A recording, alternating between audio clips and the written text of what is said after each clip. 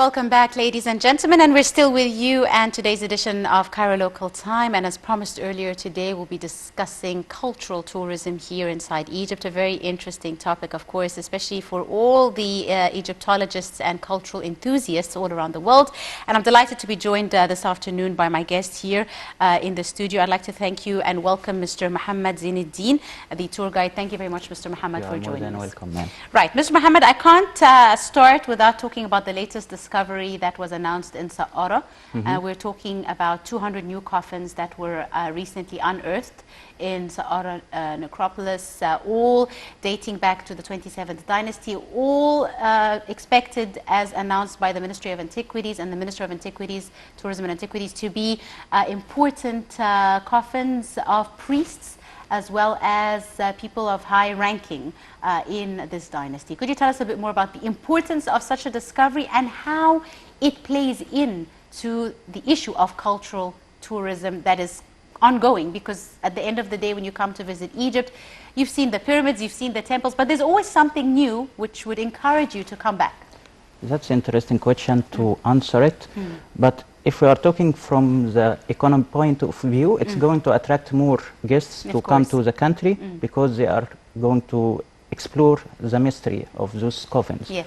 But to be honest, we are not going to be allowed to visit it unless or until they already study it. The Egyptologists and archaeologists, they are going to work on it. Yes. And it's going to be like, let's say, it's going to be displayed in Saqqara for a few days after the inauguration, and then to the gem. Yes, the Grand Egyptian Museum. So it's going to have some time until we see it. Yes, but the fact that these new discoveries are being made every couple of days inside Egypt is really the development of cultural tourism in the country. That's, I agree with you about this point. Another thing that it's already all of it made by 100% Egyptologists. And this one amazing thing, I'm proud of it. Yes, to have all of the working people who's working on these discoveries, they were from the Egyptian expedition. Indeed. You mentioned, of course, the Grand Egyptian Museum. Work at the Grand Egyptian Museum is almost all complete. We're 96% complete. And an expected grand opening, of course, next year, which was delayed because of the coronavirus pandemic. The Grand Egyptian Museum is expected to be the biggest museum in the world, housing Egyptian cultural artifacts. According to the Ministry of Antiquities, they already finished about 100% of the construction work, and also they finished about 97% of the work of like the displaying work. And they already made according to them also, they made about 107 display box. They already put it in the museum itself according to the scenario that they already worked on it. And Dr. Zein, the famous Egyptologist, he already donated the scientific material for the catalog of the museum. We are looking forward to see this project. It's going to be, as you mentioned, it's going to be the biggest museum specialized in the ancient Egyptian civilization, which is interesting for everyone. Until now, they already finished moving about 55,000 items from all over Egypt. And how many items are expected to be housed in the gem? In the gem, we are talking about, let's say, 120,000. Wow. But as a beginning, they are going to display only all the artifacts of the young king, King Tutankhamun.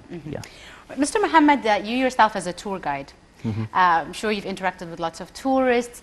Tell me a bit about cultural tourism. Do you get lots of tourists that are very keen to do the whole cultural tourism that come specifically for this issue, to visit all the Egyptian monuments and the ancient Egyptian sites and to see the temples, etc.? Do you get a lot of tourists that are keen to visit these areas? To be honest, mainly my work is about culture tourism. Okay, so you're the best to know, yes. Yes, this is what I do most of the time. We go to the Egyptian Museum, we go to the Museum of Islamic Art, and I started to do a kind of a tour. It's called the Night at the Egyptian Museum, like the name of the movie, after they started to open it at night. But because of the coronavirus and what we are facing right now, it's not working now because it's closed at night. Tell me, how do people generally, when it's a first-time visitor, okay, how do they usually react when they see the greatness that they see, whether it's at the Egyptian museum, whether it's at the temples or the pyramids? Tell me their first impression. They act like that. That's what they do. And if it's a second or third time visitor, do they want to visit the same places again? Some of them, yes, and they ask more specific questions about more details about some of the specific monuments. And some of them, they would like to go to a specific place that they didn't go to it before, especially in Saqqara. Of course. Right. Let's talk a bit about some of the historic sites that you believe should be included in the tourist programs. I believe after we made the inauguration of GEM, or the Grand Egyptian Museum, and also we move the royal mummies from the Egyptian Museum in Tahrir Square to the National Museum of Egyptian Civilization. We are going to add extra night to the time that the tourists or our guests they are spending in Cairo. So it's going to add more places such as the Grand Egyptian Museum and also the National Museum of Egyptian Civilization. Right. This is going to be included. Right. And also there's a very interesting area in Old Egypt that brings together the three main religious ancient sites in Egypt in Old Cairo. Could you tell me a bit about this place? And do more and more tourists go visit, or is it more local tourism? It's one of the most attracting places in Egypt and Cairo. In Egypt, for the Egyptian, as for example, for the Christian Egyptians, they go a lot because they call it the seven churches area. It has many churches. Also, it has a synagogue, which is called Ben Ezra Synagogue. Also, it has the oldest mosque in all Africa, not only Egypt, Cairo, Amr ibn al-As Mosque. It's attracting many people to go to visit it. So when lots of tourists visit this area, how do they react to see the three mainstream religions all in one area? What does this mean for them? For them, it's something wonderful, but also it's not only in this area, because there is another area also has the same meaning, which is St. Catherine. Yes. It also has a church, has a synagogue, has a mosque. I'm sorry, the monastery of St. Catherine. Yes, yes. Right. Let's talk a bit about the coronavirus pandemic. Before the pandemic, tourism was going at great. Its peak. Yes, it was at its peak. And then the pandemic happened. And of course, everywhere in the world, not just Egypt, a drop happened in tourism. However, Egypt did work during the pandemic, providing virtual tours and visits of temples and the museum, etc. How do you see the efforts that were done by the government and the Ministry of Tourism and Antiquities to, keep Egyptian cultural tourism on the minds of people, even if it was virtual? If we are talking about what's good to be expected for the next season or the winter season of tourism, I'm going to say I don't have a lot of high expectation, even with all the efforts that made by the authorities, such as making or requiring everyone who's coming to visit the country to make the PCR test before at least, let's say, at most 3 days before 72 coming. hours. Yeah, before coming to the country, and also making the social distance in every site that we visit. For example, the Egyptian Museum in Tahrir Square, they only allow about 200 persons to go inside each hour. So we are working hard on it, but we are not sure about what's coming next because of the coronavirus, because until now we don't have a vaccine for it. Yes. So no one is sure. Hopefully it will come around soon. Let's talk a bit about the winter tourism when it comes to cultural tourism. Al-Uqsur and Aswan, very popular destinations during the months of winter. What are your expectations regarding the visits to these areas? If there is no hard wave of coronavirus, I think it would work mainly with the Egyptian and the Arabs. But with the foreigner guests, such as from Europe and from the Latin America, it would be a bit hard for them. Right.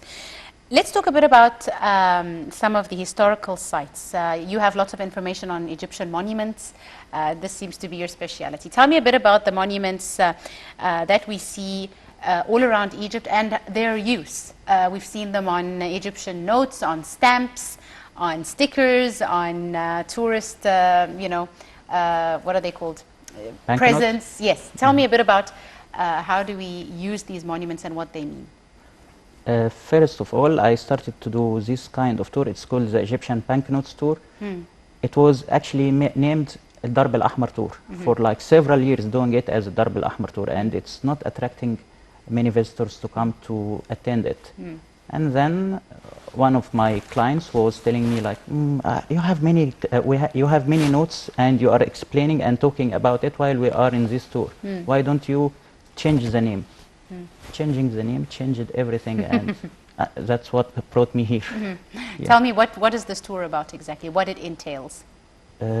What it entails. Okay, let me start with bringing up one of the notes. Oh, it's not in any of my pockets. Okay. Anyway, so we start in Darb al-Ahmar. Darb al-Ahmar starting specifically by Al Khalifa Square. Al Khalifa Square, which it has the main gate of Citadel, Cairo Citadel or Saladin Citadel, and also it has the two giant mosques, which is the mosque and madrasa of Sultan Hassan, which is already depicted on the 100 banknotes, Egyptian banknotes, and also it has the other giant mosque, which is the mosque of Rifai, which is already depicted on the 10 pounds. So that's 100 pounds and 10 pounds, yes. Two main mosques, all right. And on the side of them, there is another mosque depicted on the 200 banknotes, which it's called Qanibai Ramwah Amira Khur. And if I said the translation of Amira Khur, it's like the officer who is responsible for the staple of the Sultan. Okay. Okay. And if we look at the citadel, what we are going to see, we are going to see the 20 Egyptian pound, which is the Alabaster Mosque, or the highest mosque in all Cairo, the mosque of Mohamed Ali. And if we turn back and go back to Sultan Hassan Mosque and Madrasa, it's interesting mosque and madrasa. Why? Because the Sultan himself, he was talking and telling everyone that if the people of Egypt and my subject, they are not going to say the Sultan started something and never completed it, I would abandon finishing this school because I paid a lot of money on it. Why did he say such a thing? Because he was paying about 3,000 gold dinar each day for 3 years. Oh, wow. Imagine that. It's a big amount of money. For example, let's see this table. Okay, this table, like one of the stones in the madrasa itself, each part or each item or each single object that was made for the school, it was made specifically for it. For the school. It was customized for it.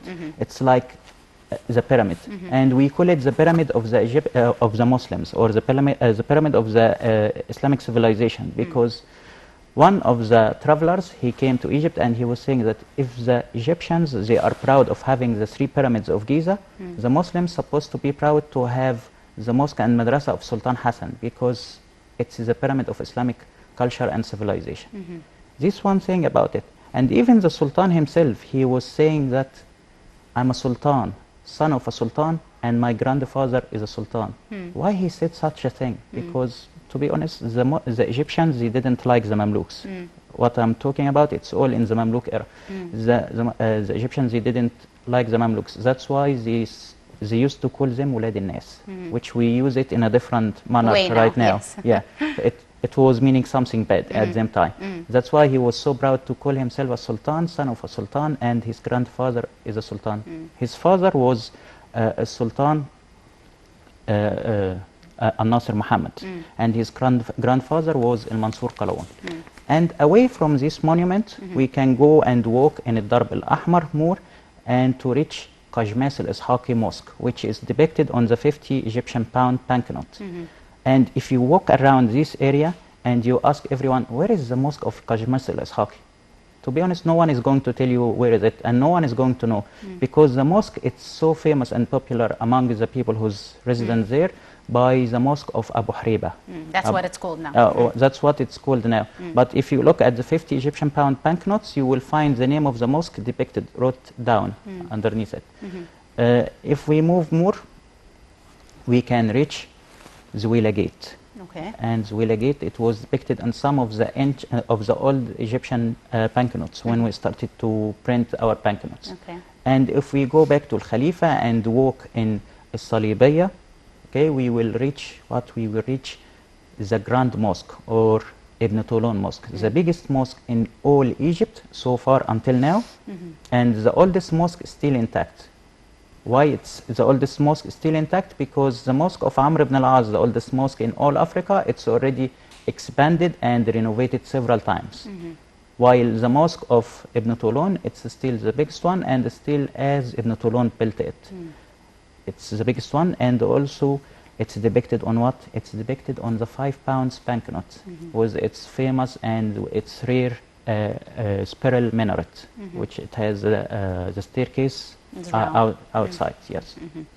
How about, are there any cultural... the coins? Yes, on the coins, since we're on the Before banknotes. we go to the coins, Yes. we go to the 1 pound. Okay. The 1 pound. That's the 1 pound note.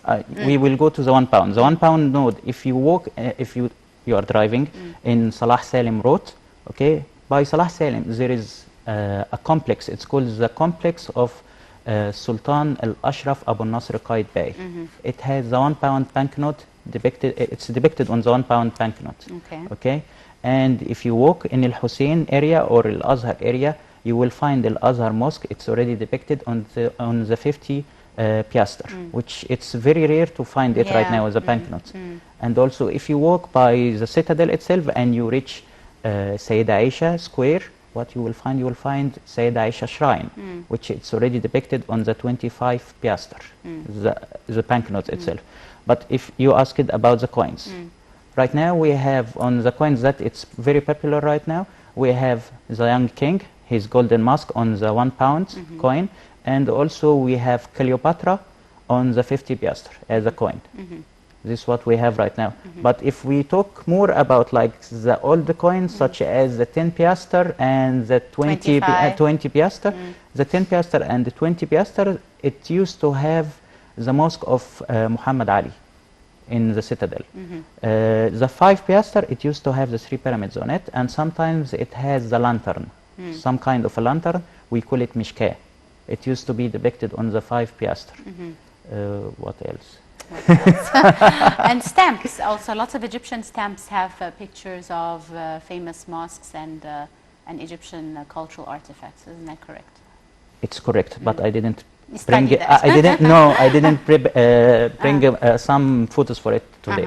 Tell me, what monuments would you choose to be added to Egyptian banknotes, if you could? Do you see that there are more monuments that are famous or that have more enchanting stories that could be used in banknotes? I think we can add characters. Okay. Such as Dr. Zuwail. We can add some of the politicians, such as maybe Sadat, the former president of Egypt. That's what in my imagination right now. Before that, we used to have King Farouk. I think we used to have him depicted on some of the banknotes and coins, and also we used to have Sultan Hussein Kamil and the father of King Farouk, Sultan Ahmed Fuad, or as everyone knows him as King Fuad the first. These are all historical monuments. Historical How monuments. about in Egypt's modern history? There's new monuments that are coming the up. Renaissance statue, Okay. which was already depicted before. It was depicted before on the 25 piaster, and it was very colorful. And actually, I'm looking for this banknote. It's very colorful and amazing. The Renaissance statue, or as we call it, Timsal Nahdat Masr, it was made by Mahmoud Mukhtar, the famous sculptor, and it was first time the inauguration of it. It was in front the Egyptian railway station in Cairo, which we call Bab al Hadid or Ramesses Square. And then after the revolution or the coup of 1952, they moved it to its location right now in front of Cairo University, and they put instead of it the statue of Ramesses II, which already now we moved it to GEM, to the Grand Egyptian Museum. Indeed. The Grand Egyptian Museum, of course, is expected really to house all this kind of cultural history and with explanation, which is a very important point. I mean, if you hadn't explained all the history and the culture behind all the notes, for example, the banknotes, tell me about the technology that is expected to be used in the Grand Egyptian Museum to give people or visitors the full story. we are going to have some kind of augmented reality there, and we are going to have some kind of 3D dimension to show everyone the things. If they are not, if they can't touch it, they can like flip it around, something like that. This some kind of the things that already the Ministry of Antiquitics and Tourism, they already announced for it, but maybe they have some other things it's hidden in them quivers. Who knows? Right, and one final question, if I may, Mr. Mohamed. Now, as you mentioned, the winter season, no one really can predict what is going to happen, but regardless of whatever happens, Egyptian cultural tourism will always be a priority. Lots of people from a very young age study the Egyptian pyramids and the ancient Egyptians from school. So even after the coronavirus pandemic and the vaccination, hopefully that will come about, etc., how do you see the importance of Egyptian cultural tourism as a main pillar of Egyptian tourism?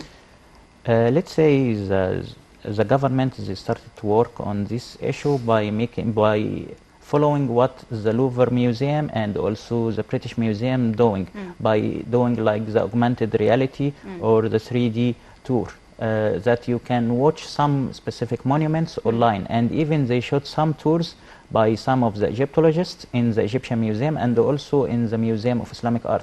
So if you can't come to visit the place is going to come to your screen. You can watch it and do whatever you want.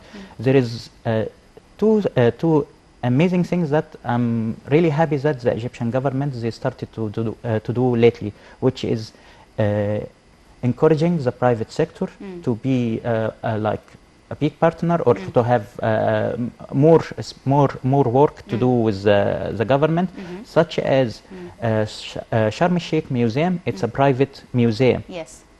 But the objects and the items displayed, it's all from the Ministry of Antiquitics, which is a good collaboration. Yes, it's something really interesting, and also the development of Giza area, which is already made by a private sector.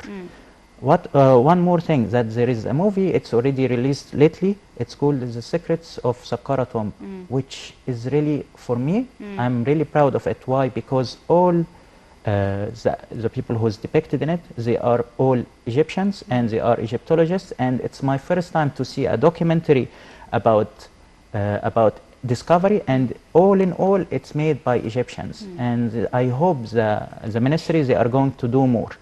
About the movies, and lately on the Facebook page of the Ministry of Antiquitics, they started to release some small videos, which is like about 30 seconds or maybe 5 minutes at most, which they started to show that they are using a lot of experts now, which is really okay, good. They are moving, they are moving on, and they started to develop them ways or them tools, which is, I hope they are going to do it more. Yes. Absolutely. I'm afraid that's all the time we have for today. I'd like to thank you very much, Mr. Mohamed Zein, the tour guide. Thank you so much for coming in this afternoon, and for all your insights. Thank you. Thank you so much. So, ladies and gentlemen, that wraps up today's edition of Cairo Local Time. We do hope you have enjoyed it. You were in the company of myself, Angie Meher. Many thanks for joining us.